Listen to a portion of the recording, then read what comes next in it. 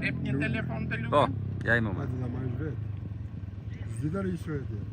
Ka rish prezicios është me fjalë ashtu Ke televizion. duart të lira merr një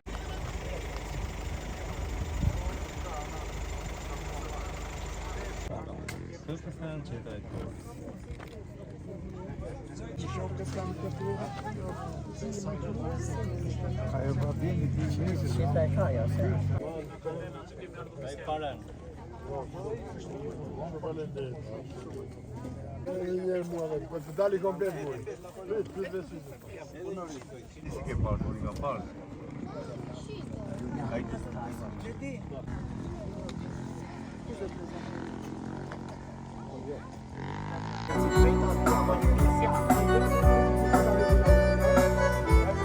që me 28 korrik të vitit 1912, para 4 muaj se të ngrishe flamuri në Vlorë, nga Ismail Bey Kemal Vlora, kapedanët e kësaj krajine, me në krye kapedan Kajo Babjenjin, Shahin Matrakun, e shumë kapedanët të tjerë nga të gjithë trevat e Gorës, mblodhë 800 luftëtarë, dhe me 28 korrik 1912, rreth 1 kilometër më poshtë është një vend që i thomin e Lisi Gorarëvet. U mblodhën e Lisi Gorarëvet, gorarët, mokrarët, deri edhe nga qarku i Korçës. U rrethua Pogradeci që ta shironin nga Gjon Turqit.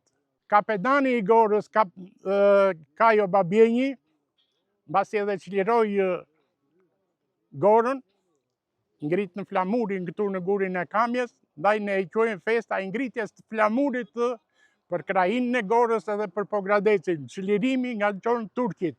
28 korriku lidhet me 114 vjetorin e ngritjes së flamurit në gurin e Kamjes, kryesisht në zonën e Gorës, Mokrës dhe Oparit, ku 28 korrik të vitit 1912, qetrat e këtyre krajinave u mblodhen me në krye Kajo Babjenin për të shpallur mëvetësinë e këtyre krajinave kundrejt pushtimit osman. Është një ngjarje e rëndësishme sepse lidhet kryesisht me luftën për liri dhe pavarësi të kësaj zone. Në fakt guri Kamjes është një nga atraksione më të vizituara natyrore, pasi është monument natyre, por thash lidhet edhe me historikun e zonës, po ashtu edhe me natyrën e bukur që ofron. Është një nga vendet strategjike që është përdorur kryesisht në luftën e parë botërore, por edhe në luftën e dytë, madje përmendet në shumë arkiva, sidomos ato franceze, pasi ka qenë një pikë strategjike kontrolluar nga ushtritë e huaja për të dominuar gjithë zonën dhe për të padur një kontroll më të madh. Lidhet me turizmin historik, por edhe me turizmin natyror. Kajo Babjeni është një nga personazhet më interesantë të fundit të shekullit të 19, fillimit të shekullit të 20, në gjithë zonën e Pogradecit. Ai mund të themi që është emblema e gjithë lëvizjes anti-osmane në këtë periudhë, në këtë territor, që në Moshtëre ishte pjesë e lëvizjes patriotike, por veprimtaria e tij ka marrë hovë sidomos në fillimin e shekullit të 20, veçanërisht pas takimeve të vazhdueshme që ai kishte dhe bashkëpunimeve me patriotë të tjerë të njohur si Çerçistopulli, Mjal Grameno, edhe për shkak se kishte edhe shumë kredo, si të thuash, në zonë, ishte një njeri që shumë njerëz i besonin, prandaj them që është një figurë emblematike në lëvizjen patriotike të zonës.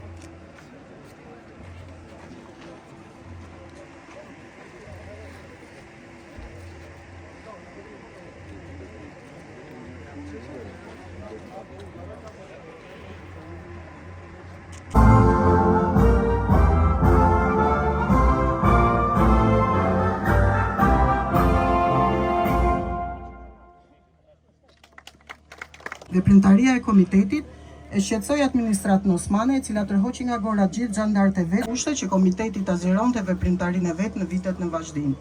Vendi të madh ku morën pjesë rreth 800 burra të organizuar në disa